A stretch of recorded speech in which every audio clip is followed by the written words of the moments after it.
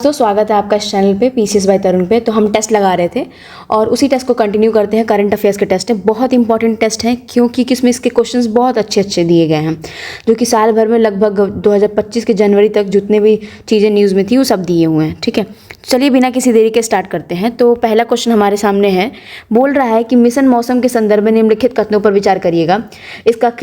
इसका इम्प्लीमेंटेशन मुख्य रूप से भारतीय मौसम विभाग, विज्ञान विभाग, भारतीय उष्णकटिबंधीय मौसम विभाग संस्थान और राष्ट्रीय मध्यम अवधि मौसम पूर्वानुमान केंद्र द्वारा किया जाएगा। ठीक है, इसके तहत 2 वर्षों में 20,000 करोड़ का परिव्यय किया जाएगा। मतलब इसमें जो पूरा 20,000 का 2 सालों में आउटले दिया जाएगा। ठीक है, तो ये दोनों स्टेटमेंट में से पहला स्टेटमेंट बिल्कुल करेक्ट है।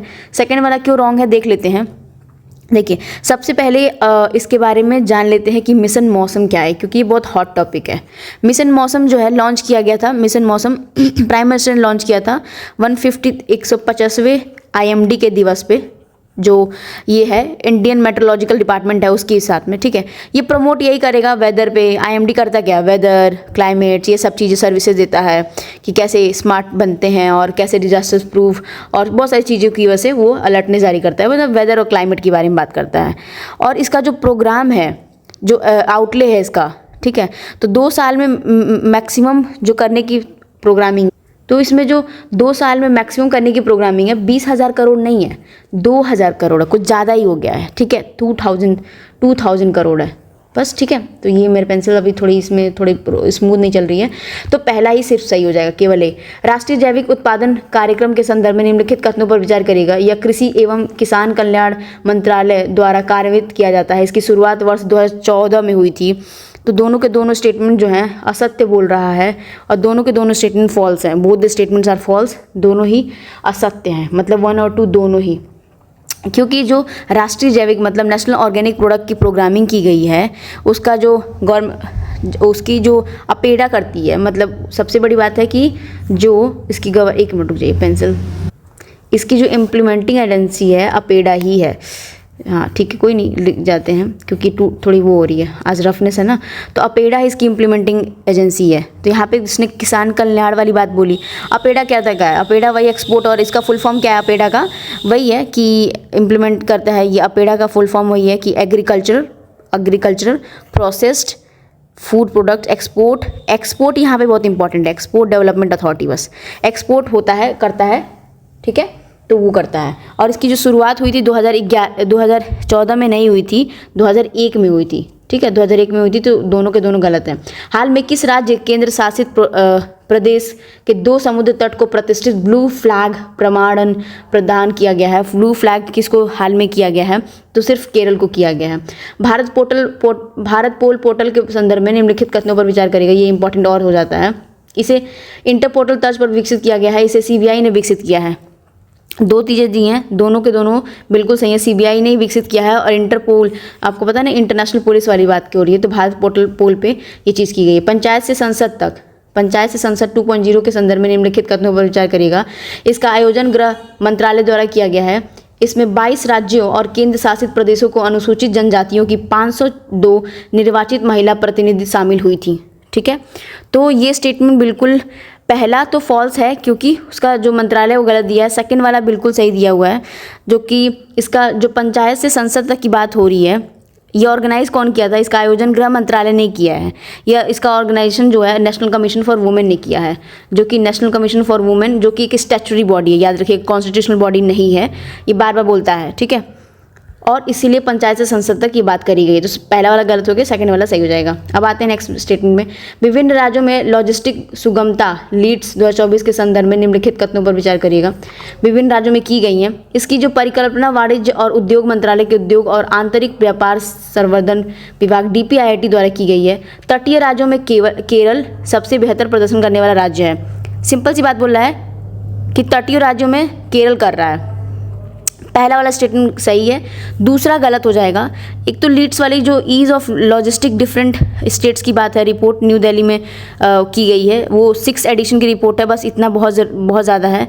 लेकिन कोस्टल स्टेट्स में गुजरात, ये सारी चीज़ें हैं। सबसे बेहतर प्रोजेक्शन वाला गुजरात है, कर्नाटका है, ये लोग किए हैं, तो पहला ही सिर्फ सही होगा।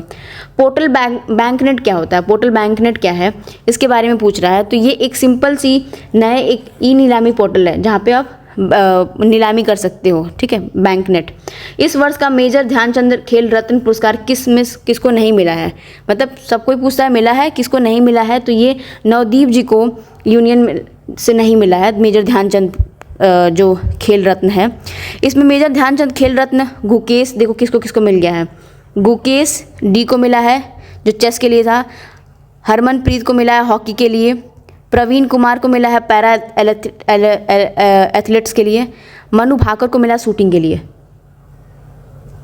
ठीक है, तो चलिए नेक्स्ट क्वेश्चन देख लेते हैं। रमेश चंद पैनल के संदर्भ में निम्नलिखित कथनों पर विचार करें। यह थोक मूल्य सूचकांक WPI के आधार वर्ष को संशोधित करने पर विचार करेगा। यह GDP गणना के स्थान पर बेहतर विकल्प को सुलझाएगा। ये सिंपल सी बात बोल रहा है। तो पहला वाला स्टेटमेंट तो WPI वाली बात तो इसने सही बोली है, लेकिन दूसरी जो बात बोली है कि GDP के गणना के स्थान पर बेहतर विकल्प को समझाएगा, नहीं, WPI को नहीं हम GDP के स्थान पर रखते हैं भाई, CPI को रखते हैं। इतनी बार हमने जो इकॉनमी पढ़ी है CPI को रखते हैं। अब तो इन्होंने बेस ईयर भी चेंज कर दिया है, 2021-22 कर दिया है। एक मिनट यार, आज पेन नहीं चल रहा है, 2021-22 किया है 11-12 से, ठीक है। तो सिर्फ और सिर्फ स्टेटमेंट जो 100 वाला पहला सही हो जाएगा। निम्नलिखित कथनों पर विचार करेगा। 19वां G20 सम्मेलन ब्राजील के रियो डी जेनेरियो में आयोजित किया गया है। वर्ष 2026 में G20 शिखर सम्मेलन दक्षिण अफ्रीका में आयोजित किया जाने का प्रस्ताव रखा गया है। दक्षिण अफ्रीका महाद्वीप का वह देश होगा जो G20 शिखर सम्मेलन की अध्यक्षता करेगा। ठीक है, तो सिंपल सी बात है, ये जो स्टेटमेंट उन्होंने बोल दी है 1 और 3 वाला सही हो जाएगा। दूसरा वाला जो बोला है कि 2026 में, मतलब स्टेटमेंट बोला है कि 2026 में कौन करेगा, तो 2025 में ये साउथ अफ्रीका की बात हो रही है 2025 में, ठीक है। हाँ, तो G20 को प्रपोज किया गया है held in south Africa in the year 2025। पहली बार ही होगा जो कंट्री अफ्रीकन कंट्री की चेयर करेगी, तो पहली बार तो इसलिए इंपॉर्टेंट रहता है। फर्स्ट टाइम कुछ भी होता है तो इंपॉर्टेंट रहता है, ठीक है, इसीलिए पहला और तीसरा ही सही हो जाएंगे। ब्रिक्स सम्मेलन 2024 के नाटो के कौन से सदस्य देश ने पहली बार ब्रिक्स सम्मेलन में हिस्सा लिया था? नाटो का कौन सा देश ब्रिक्स सम्मेलन में किया था? टर्की मतलब। हाल ही में संपन्न अमेरिकी राष्ट्रपति चुनाव में संबंधित निम्न कथनों पर विचार करेगा। वर्ष 2024 में डोनाल्ड ट्रंप ने अमेरिकी को 46वें राष्ट्रपति के रूप में उन्होंने शपथ ले ली है। अच्छा, डोनाल्ड ट्रंप अमेरिका के राष्ट्रपति चुने जाने वाले दूसरे सबसे उम्रदराज व्यक्ति हैं, मतलब दूसरे सबसे मतलब एज आदमी हैं, ठीक है। ये पहला वाला गलत हो जाएगा। 60वें प्रेसिडेंट है 60 नंबर के, 5 नवंबर को लिए थे, ठीक है। और ये सेकंड ओल्डेस्ट हैं एट द एज ऑफ 78 बस, ठीक है, तो इसीलिए सेकंड वाला सही हो जाएगा स्टेटमेंट। हाल ही में प्रारंभ आयुष्मान वय वंदना कार्ड से संबंधित कौन सा कथन सही नहीं है? इसका शुभारंभ 2024 में 9वें आयुर्वेदिक दिवस के अवसर पर किया जाता है। यह कार्ड 70 वर्ष या उससे अधिक आयु के सभी वरिष्ठ नागरिकों को मुफ्त में चिकित्सा उपचार करने की सुविधा प्रदान करता है। इस कार्ड के तहत वरिष्ठ नागरिक 10 लाख रुपए का वार्षिक कवरेज प्राप्त करेंगे। यह कार्ड आयुष्मान भारत प्रधानमंत्री जन धन आरोग्य योजना के तहत प्रस्तुत किया गया। ये सारी स्टेटमेंट आयुष्मान भारत के लिए बात बोला गया है, ठीक है, याद करिएगा 104 में। तो सबसे स्टेटमेंट ईजी क्या है? सबसे बोलना सही नहीं है। देखिए, सबको सबसे ज़्यादा सारी स्टेटमेंट पढ़ लेते हैं पहले। आयुष्मान कार्ड में क्या होता है? ऑफर किया जाता है एक कार्ड, ठीक है, और वो जो प्रधानमंत्री जन आरोग्य जो सिस्टम आया था APMGA वाला, उसी के तहत ही आया था, उसके अंदर ही लॉन्च हुआ था, तो उसमें कोई बुराई नहीं है। और ये कार्ड प्रोवाइड करता है फ्री मेडिकल ट्रीटमेंट सारे सीनियर सिटीजन्स को 70 साल के, तो 70 साल एज और उसकी अबव कि जिनकी इकोनॉमिकल स्टेटस अच्छी नहीं हो, तो वही बोला ना, यह कार्ड 70 वर्ष या उससे अधिक आयु के सभी वरिष्ठ नागरिकों को मुफ्त चिकित्सा का उपचार की सुविधा प्रदान करता है। बिल्कुल सही बोला, ये तो बात सही है। फिर उसने बोला है कि जो ये आयुष्मान कार्ड वंदन कार्ड है सब सिटीजन्स को मिलेगा ही है, और उनका एनुअल कवरेज लगभग 5 लाख का होगा। इस कार्ड के तहत वरिष्ठ नागरिक 10 लाख बोला है कवरेज होगा, तो यही स्टेटमेंट जो है गलत हो जाएगा। बाकी सब सही लगभग दिया हुआ है कि शुभारंभ उसका 2024 में 9th आयुर्वेद डे पे किया गया है, तो ये भी स्टेटमेंट सही है, ये भी सही है, बट लेकिन तीसरा वाला गलत हो जाएगा, यही गलत है, ठीक है। 5 लाख का कवरेज मिलता है, 5 लाख का कवरेज मिलता है, तो यही सही है, मतलब यही वाला एक केवल 1, ठीक है, ये केवल 1, ठीक। हाल ही में भारतीय रिजर्व बैंक आरबीआई के द्वारा जारी आंकड़ों के अनुसार भारत के विदेशी ऋण में सर्वाधिक हिस्सेदारी किसकी रही है? सबसे ज़्यादा हिस्सेदारी अमेरिकी डॉलर की रही है, याद रखिएगा, क्योंकि यूएई जानबूझ के देगा, यूरो देगा, ये सब चीज़ें, पर अमेरिकी डॉलर का सबसे ज़्यादा रहा है। भारत में नवीनीकरण ऊर्जा के क्षमता के निम्नलिखित राज्यों को स्थापित क्षमता के आधार पर घटते क्रम में लिखिए। नवीनीकरण मतलब रिन्यूएबल एनर्जी जो कैपेसिटी है उसके बारे में बात कर रहा है। तो सबसे ज़्यादा हमारे पास राजस्थान है, फिर गुजरात आता है, फिर तमिलनाडु आता है, and then Karnataka is followed by this, ठीक है। और मिनिस्ट्री ऑफ वही न्यू और रिन्यूएबल एनर्जी इसकी घोषित करती है। भारत में उत्पादन के संदर्भ में निम्नलिखित कथनों पर विचार करिएगा। शीर्ष दूध उत्पादक, शीर्ष अंडा, शीर्ष में मांस, ऊन उत्पादक। तो सबसे ज़्यादा किस में दिया हुआ है? तो पहला, दूसरा और तीसरा तीनों सही है कि ऊन जो है वो उसके लिए नहीं है, ऊन के लिए राजस्थान सबसे ज़्यादा है, याद रखिएगा। भले ही जम्मू कश्मीर दे दिया है, Rajasthan is the right answer, तो C will be the right answer. अब आते हैं नेक्स्ट क्वेश्चन में। हाल ही में जारी लिविंग प्लैनेट रिपोर्ट 2024 का शीर्षक क्या है? ठीक है, तो लिविंग प्लैनेट रिपोर्ट का संकट में एक प्रणाली, a system in the crisis. वैश्विक तपेदिक रिपोर्ट 2024 से संबंधित निम्न कथनों पर विचार करें। रिपोर्ट 193 देशों एवं क्षेत्रों के टीबी मामलों में आंकड़ों पर आधारित है। वर्ष 2023 में वैश्विक टीबी बोझ का 56% भारत उत्तरदायी।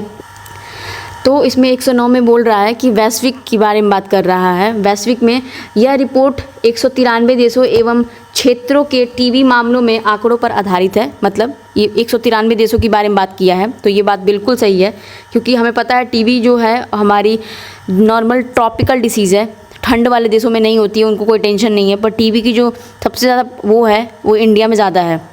इंडिया रिस्पॉन्सिबल होता है 26%, 56% कुछ ज़्यादा नहीं हो गया कि भाई देश में पूरे लोगों ही टीबी हुई है, सिर्फ 26% रिस्पॉन्सिबिलिटी है, और ए ही आंसर हो जाएगा। अब निम्नलिखित में से कौन सा राज्य मासिक धर्म अवकाश प्रदान करने की घोषणा करने वाले पहला राज्य बनेगा, भारतीय राज्य बन जाएगा? ठीक है, तो वो बनेगा हमारे पास, देखो बहुत सारे लोग बन रहे हैं। तो हमारे 1 2 3 मतलब बिहार, केरल, उड़ीसा, गुजरात नहीं बन रहा है अभी, पर 3 लोग मतलब बन जाएंगे, ठीक है, कि अलाउ करने के लिए। निम्नलिखित कथनों पर विचार करिएगा। क्या बोल रहा है? उड़ीसा सरकार ने विश्व बैंक के सहयोग से अनाज एटीएम पहल शुरू की है। अनाज एटीएम पहल, अनाज एटीएम पहल का उद्देश्य राष्ट्रीय खाद्य सुरक्षा अधिनियम एनएफएसए के तहत पोषण सुरक्षा को मजबूत करना है। इन अनाज एटीएम तक पहुंचने के लिए लोग राज्य और केंद्र शासित प्रदेश की परवाह किए बिना अपने वैध सार्वजनिक वितरण प्रणाली राशन कार्ड का उपयोग कर सकते हैं अनाज एटीएम के थ्रू, ठीक है, कि अपना जो आपका जो वो राशन कार्ड है, जो लीगल राशन कार्ड है, उसको यूज़ कर सकते हैं। सिंपल सी बात बोल रहा है, ठीक है। तो इसमें उड़ीसा सरकार ने बोला है कि विश्व की है, तो ये फैक्चुअल चीज़ है, ठीक है। वो चीज़ें हमें इंपॉर्टेंट नहीं है। सेकंड और थर्ड इतनी ज़्यादा कॉमन है कि वो लग रहा है कि वो सही होगा। क्यों? क्योंकि इसमें सिर्फ और सिर्फ उसके बारे में बात किया है कि उसका एम और ऑब्जेक्टिव क्या है, क्या उसका एम है, क्या उसका ऑब्जेक्टिव है, बस याद रखिएगा। कोलैबोरेशन किया है उड़ीसा के साथ, विश्व बैंक ने नहीं किया है, याद रखिएगा। WPI ने किया है, WFPI ने किया है, मतलब जो United Nation World Food Programme है ना, वो किया है, विश्व बैंक ने किया, इसीलिए पहला गलत हो जाएगा, दूसरा तीसरा सही हो जाएगा। निम्नलिखित में से कौन सा खेल पहली बार 19वें एशियाई खेल में शामिल किया गया? ये क्वेश्चन इंपॉर्टेंट बन जाता है। तो ये किया गया है ई स्पोर्ट्स और ब्रेक डांसिंग, कबड्डी नहीं किया गया है, ई स्पोर्ट्स और ब्रेक डांसिंग किया गया है, तो सी वाला सही हो जाएगा, ठीक है। अब आते हैं नेक्स्ट क्वेश्चन पे। निम्नलिखित कथनों पर विचार करिएगा। हाल ही में प्रधानमंत्री नरेंद्र मोदी द्वारा ग्वालियर में देश के सबसे पहले हाईटेक खेल प्रशिक्षण केंद्र का उद्घाटन किया गया। गोरखपुर उत्तर प्रदेश में 10,000वें जन औषधि केंद्र का उद्घाटन किया गया है। तो गोरखपुर उत्तर प्रदेश में ये किया गया है, तो पहला वाला सही है, ठीक है। और जो 10,000 किया गया है जन औषधि, देवघर झारखंड में किया गया है। कहाँ गया है? देवघर झारखंड में, ठीक है, इसीलिए पहला सही हो जाएगा। भारत में माइक्रो फाइनेंस संस्थान के संदर्भ में निम्नलिखित कथनों पर विचार करेगा कि माइक्रो फाइनेंस में क्या होता है। नाबार्ड भारत में माइक्रो फाइनेंस संस्थान के नियामक निकाय है। मालेगांव समिति माइक्रो फाइनेंस संस्थान में संबंधित है। 2024 में भारत के माइक्रो फाइनेंस सेक्टर 50 वर्ष पूरे हो जाएंगे। माइक्रो फाइनेंस सेक्टर समझते हैं ना कि दूसरों को फाइनेंस करना, ठीक है। तो दूसरा और तीसरा बिल्कुल सही हो जाएगा। 50 पूरा कर रहा तभी क्वेश्चन आया भी है, ठीक है। और मालेगांव समिति माइक्रो फाइनेंस संस्थान से संबंधित है, बिल्कुल सही है। और ऊपर की जो बोला है नाबार्ड जो है, नाबार्ड क्या होता है? नाबार्ड से याद आया 1982 में रीफाइनेंसिंग एजेंसी है वो नाबार्ड कभी डायरेक्टली फाइनेंस नहीं करती है, इसलिए सेकंड और third will be the right answer. प्रधानमंत्री अन्नदाता आय संरक्षण अभियान योजना पीएम आशा के बारे में बोल रहा है कि कौन सी योजनाएं इसकी सही हैं, ठीक है। मूल्य समर्थन योजना, मूल्य स्थिरीकरण योजना, मूल्य घाटा भुगतान योजना, सभी के सभी उपरोक्त सही हैं, ठीक है। डिजिटल कृषि मिशन के तहत किसान आईडी के निर्माण के लिए प्रायोगिक परियोजनाओं निम्न में से कौन से राज्य शुरू की गई है, तो कौन से राज्य में शुरू की गई है ये देख लेते हैं। सारे में गुजरात, उत्तर प्रदेश, हरियाणा, तमिलनाडु सब में की गई है।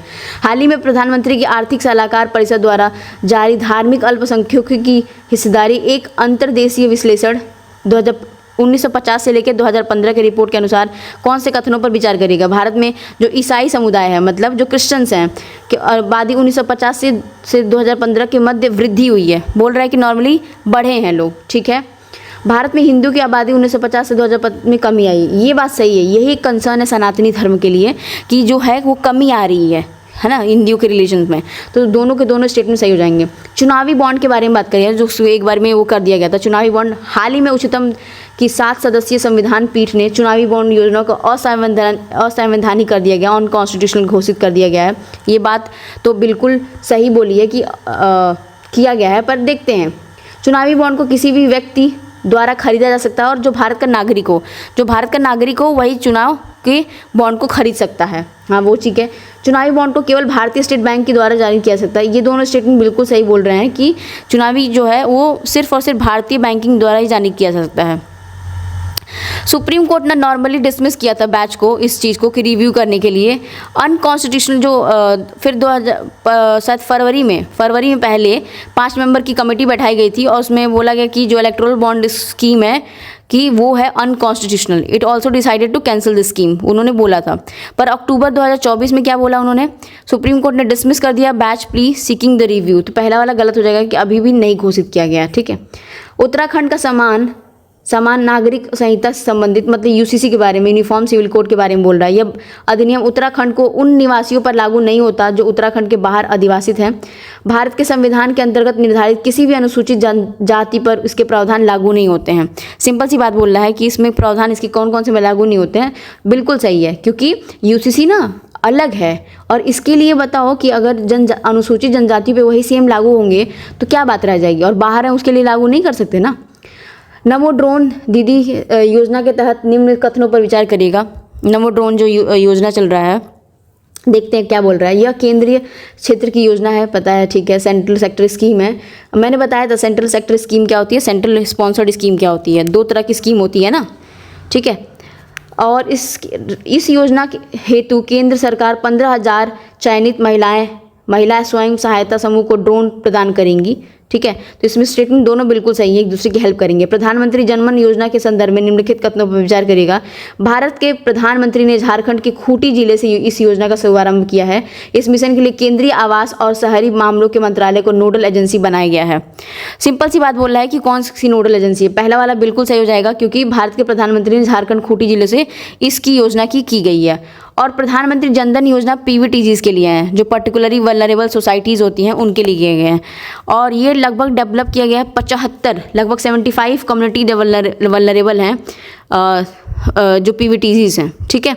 और इसने बोला है कि शहरी और मामलों के मंत्रालय को नोडल एजेंसी बनाया गया। नहीं, ये ट्राइबल मिनिस्ट्री के अंदर आते हैं, और ये इसमें डिपार्टमेंट में नहीं बनाया गया है, ठीक है। तो इसीलिए सेकंड गलत हो जाएगा, पहला सही हो जाएगा।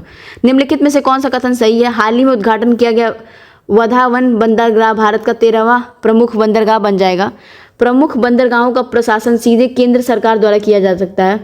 रियायत समझौते के माध्यम से विशिष्ट परियोजनाओं के लिए प्रमुख बंदरगाहों में निजी क्षेत्र की भागीदारी अनुमति है। तो सिंपल सी इसमें बात बोला है कि कौन कौन सी अनुमति दी है।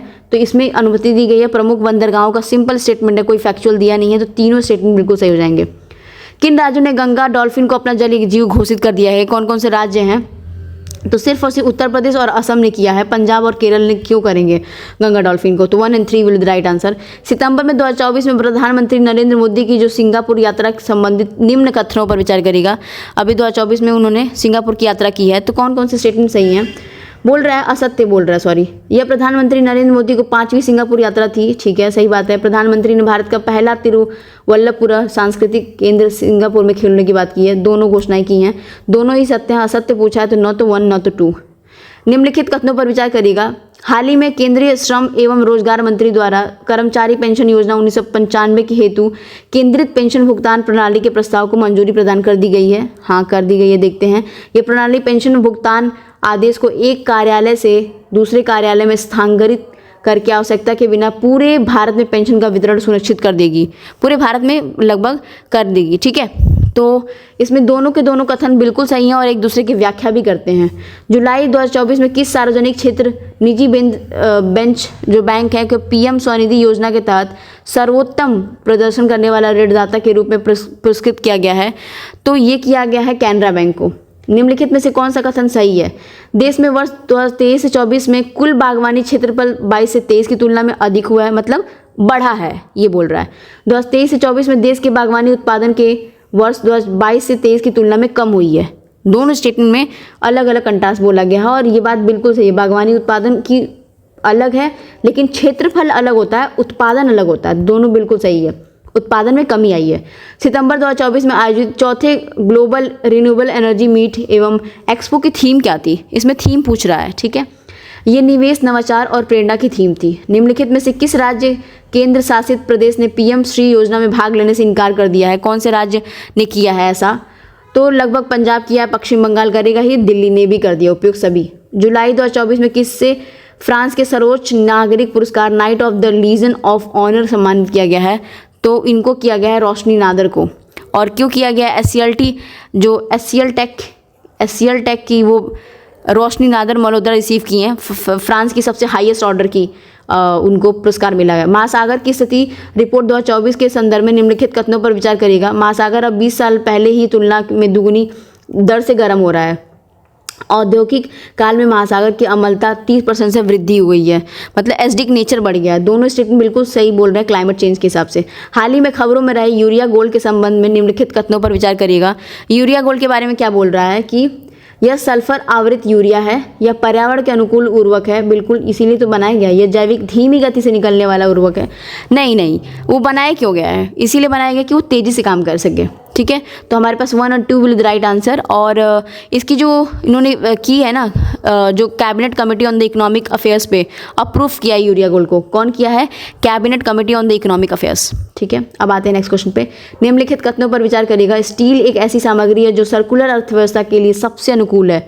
सर्कुलर इकोनॉमी होती है कि पहले बनाया जाएगा, डिस्पोज होकर आते आते गोल में घूमेगा। भारत के स्टील सेक्टर में भारत ने CO2 का उत्सर्जन 12% हिस्सा रखा है, ठीक है। तो दोनों बिल्कुल सही रखा है, 12% हिस्सा रखा है। 8 कोर इंडस्ट्रीज हम ऊपर पढ़ के आए हैं, याद कर लीजिएगा। पेरिस जो ओलंपिक के संदर्भ में निम्नलिखित कथनों पर विचार करिएगा। भारतीय दल ने कुल 6 पदक जीते हैं पेरिस में। मनु भाकर ओलंपिक पदक जीतने वाली भारत की पहली महिला निशानबाजी बनी है। चीन ने सबसे अधिक पदक जीते हैं। पहला और दूसरा बिल्कुल सही है। चीन ने सबसे अधिक पदक जीते हैं बोल रहा है, ठीक है। तो लगभग पैरा ओलंपिक की बात किया है ना, तो USA ने सबसे ज़्यादा जीते हैं, ठीक है, बस इसीलिए। किस संस्थान ने जुलाई 2024 के दूसरे राष्ट्र सेमिनार श्रोतम शल्य संगोष्ठी आयोजित किया गया है? किसने किया है? कौन संस्थान ने? पहला अखिल भारतीय, ये नई दिल्ली ने किया है। निम्नलिखित कथनों पर विचार करिएगा। जुलाई 2024 में झारखंड ने अभ्रक खदानों को बाल श्रम मुक्त घोषित किया है। 2004 में बचपन बचाओ आंदोलन द्वारा किए गए शोध में पाया गया था कि अभ्रक खनन ने 5000 से अधिक बच्चे शामिल किए थे बाल श्रम के हिसाब से। बाल श्रम मुक्त कार्यक्रम 2025 तक अभ्रक खदान गाँवों पर कड़ी नज़र रखेगा, क्योंकि बाल श्रम हो रहा था, उसकी वजह से भी बहुत सारी चीज़ें डिस्टर्ब हो रही थी, तो उसकी वजह से कड़ी नजर तो रखेगा ही। तो उपयुक्त सभी के सभी कथन सही हैं। वैश्विक लैंगिक अंतरिक्ष रिपोर्ट है 2024 में, उसमें से बताइए निम्नलिखित कथनों पर विचार करिएगा। भारत आर्थिक समानता के सबसे कम स्तर वाली अर्थव्यवस्थाओं में से एक था। सबसे कम स्तर वाली अर्थव्यवस्थाओं में से एक था। भारत वैश्विक रैंकिंग में 2023 में 127वें स्थान से 2 पायदान नीचे 2024 में गिर गया है, पर आ गया है, ठीक है। 2 पायदान नीचे आ गया है। दोनों बिल्कुल सही हैं, क्योंकि विश्व लैंगिक रिपोर्ट के जारी में। निम्नलिखित में से कौन सा कथन सही है? मैत्री अभ्यास भारत और थाईलैंड के बीच में एक संयुक्त सैन्य अभ्यास है। अभ्यास नोमैडिक एलिफेंट 2024 मेघालय में आयोजित किया गया है। सिंपल सी बात है, ये दोनों के दोनों स्टेटमेंट बिल्कुल सही हैं। जो मैत्री अभ्यास है हम थाईलैंड और इंडिया के बीच में कराते हैं, जॉइंट मिलिट्री है। माइटी मतलब जो है केंद्रीय इलेक्ट्रॉनिक्स और सूचना प्रौद्योगिकी मंत्रालय माइटी ने विकसित भारत 2047 के विजन के तहत India graphene engineering and innovation centre है, उसको लॉन्च किया। जो ग्राफीन इंजीनियरिंग एंड इनोवेशन है एक गैर लाभकारी कंपनी है, मतलब नॉन प्रॉफिट कंपनी है, ये बोल रहा है, ठीक है। और ग्राफीन की खोज आंद्रे ग्रीम और कोरेस्टिन नरोलस ने की थी। बिल्कुल सही बोला है कि ग्राफीन बहुत इंपॉर्टेंट हो जाता है, ठीक है। 140 देख लेते हैं क्या बोल रहा है। बोल रहा है कि ये निम्नलिखित कथनों पर विचार करिएगा। गोपी थोटाकुरा भारत में सबसे पहले अंतरिक्ष पर्यटक हैं। गोपी थोटाकुरा ने ब्लू ओरिजिन अंतरिक्ष यान उड़ान भरी है, गोपी थोटाकुटा ने। तो ये दोनों स्टेटमेंट बिल्कुल सही हैं। हाल ही में लॉन्च किए गए कृषि निर्णय सहायता प्रणाली के DSS के संदर्भ में निम्नलिखित कथनों पर विचार करिएगा। केंद्रीय कृषि राज्य मंत्री द्वारा लॉन्च किया गया है। कृषि DSS कृषि के लिए डिजिटल सार्वजनिक अवसंरचना का हिस्सा है, ठीक है। तो ये दोनों बिल्कुल सही हो रहे हैं। विश्व प्रेस स्वतंत्रता सूचकांक के संदर्भ में, मतलब वर्ल्ड प्रेस फ्रीडम इंडेक्स 2024 के संदर्भ में निम्नलिखित कथनों पर विचार करेगा। भारत 180 देशों में से 159वें स्थान पर आ गया है भारत, ठीक है। वो फिर बोल रहा है भारत ने स्थिति 2023 की सूचकांक की तुलना में थोड़ी बेहतर की है।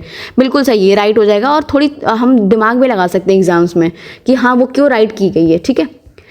ऑफ बजट उधार मतलब OBB के संदर्भ में निम्नलिखित कथनों पर विचार करिएगा। ऐसे क्वेश्चंस बहुत पूछता है, ठीक है।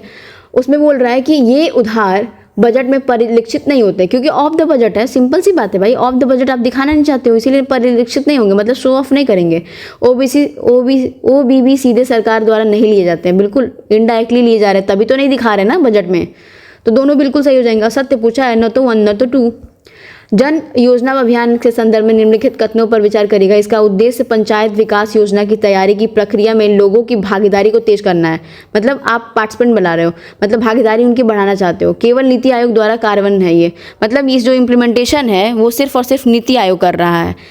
पूरा खोखला स्टेटमेंट है। नीति आयोग के साथ कोई और भी होगा जो लॉन्च करेगा ना, तो ये गलत हो जाएगा। पहला सही हो जाएगा, दूसरा गलत हो जाएगा, ठीक है। बहुत सारे टाइज हैं जिसमें सबकी योजना सबका विकास, सबकी योजना सबका विकास, ये चीज़ें हैं स्टेटमेंट्स, ठीक है। अब आते हैं नेक्स्ट पे। हाल ही में कौन से 2 देश शेंगेन क्षेत्र में शामिल होते हैं? मतलब शेंगेन एरिया जो है वो क्या, कौन सा एरिया पता चलना चाहिए। बुल्गारिया और रोमानिया जो है शेंगेन एरिया में पाए जाते हैं। जो एरिया है 27 यूरोपियन कंट्रीज़ के अप्रॉक्स, वही है बुल्गारिया। जो ऐसा जोन कहा जाता है ना, जोन जहाँ पे शेंगेन है, एक लग्जमबर्ग विलेज का है, वो फ्रांस और जर्मनी GF वाली बात है, जहाँ पे रीन वैली बहती है। PM सूर्य घर मुफ्त बिजली योजना के संदर्भ में निम्नलिखित कथनों पर विचार करेगा। ये 1 करोड़ परिवारों को हर महीने 300 यूनिट तक मुफ्त बिजली उपलब्ध कराएगी। 300 किलोवाट या इससे अधिक क्षमता वाले आवासीय रूफटॉप सोलर सिस्टम के लिए 78,000 रुपये की तक की सब्सिडी इनको प्रदान कर दी जा सकती है। तो ये स्टेटमेंट दोनों सही हो जाएगा कि सब्सिडी के बारे में हमने सुना भी है और 300 यूनिट तक फ्री करा सकते हैं। भारत के नागरिकता अधिनियम के संबंधित निम्नलिखित में से कौन सा कथन सही है? देख लेते हैं। पहला बोला धारा 6A नागरिकता संशोधन अधिनियम 1985 के माध्यम से असम समझौते नामक समझौता ज्ञापन को आगे बढ़ाने के लिए जोड़ा गया है और एक विशेष प्रावधान है। हाल ही में सुप्रीम कोर्ट की संविधान पीठ ने नागरिकता अधिनियम की धारा 6 को अमान्य घोषित कर दिया है। धारा 6A पूर्वी पाकिस्तान अब बांग्लादेश बन गया में से असम में प्रवास करने वाले को नागरिकता प्रदान करती है, ठीक है। तो इसमें स्टेटमेंट में पहला और तीसरा बिल्कुल सही हो जाएगा। और सुप्रीम कोर्ट ने ये संविधान में नागरिकता अधिनियम की धारा 6 को अमान्य घोषित नहीं किया है, नहीं तो ये बातें क्यों चलती 6A के बारे में बात में, तो 1 और 3 सही हो जाएंगे, ठीक है। अब आते हैं नेक्स्ट क्वेश्चन में। निम्नलिखित कथनों पर विचार करिएगा। यूके के चागोस द्वीप समूह की संप्रभुता मॉरिशस को सौंप दी गई। बहुत इंपॉर्टेंट है, बहुत टाइम से चल रहा था मॉरिशस के ड्रामा ये सब, ठीक है। चागोस द्वीप समूह जो है हिंद महासागर क्षेत्र IOR इंडियन ओशन रिम के स्थित है। इस द्वीप पर अमेरिका और ब्रिटेन का संयुक्त सैन्य अड्डा है। बिल्कुल अमेरिका और ब्रिटेन का दोनों का संयुक्त है, तभी तो ये सब चीज़ें चल रही हैं। और मॉरिशस का ये पहले से हिस्सा था, पर अभी तक आज़ाद तो हो गया था मॉरिशस, पर अभी तक लेके बैठा हुआ था ब्रिटेन। बी रेडी इंडेक्स के संदर्भ में निम्नलिखित कथनों पर विचार करेगा। बी रेडी क्या होता है? बोल रहा है हाल ही में IMF ने बी रेडी इंडेक्स लॉन्च किया है। मूल्यांकन में वर्तमान में भारत सहित 50 अर्थव्यवस्था शामिल हैं। तो बी रेडी जो है एक तरह का वर्ल्ड बैंक लॉन्च करता है, याद रखना, वर्ल्ड बैंक लॉन्च करता है, ठीक है। और 50 economic excluding India plans to expand 180 तक, 50 है, इंडिया नहीं है, India is excluded in this, तो दोनों ही मतलब डी हो जाएगा सही, ठीक है। निम्नलिखित कथनों पर विचार करिएगा। ब्रिक्स समूह ने दक्षिण अफ्रीका के जोहान्सबर्ग में आयोजित वार्षिक शिखर सम्मेलन के दौरान नए सदस्य देशों को शामिल करने की घोषणा की है। भारत ने हाल ही में आदित्य L2 सौर अवलोकन मिशन लॉन्च किया है। संयुक्त राष्ट्र में 2024 को विकास के लिए सतत पर्यटन का अंतर्राष्ट्रीय वर्ष घोषित किया गया है। 2024 को अंतर्राष्ट्रीय घोषित किया गया है, ये कहाँ का है, गलत है, 2024 को नहीं, was not the declaration this, ठीक है। और पहला और दूसरा जो है ब्रिक्स के बारे में बात किया है, L2 मिशन के बारे में बात किया, वो दोनों बिल्कुल सही हो जाएंगे, 1 and 2 will the right answer. और बस ख़त्म। तो thank you so much for watching.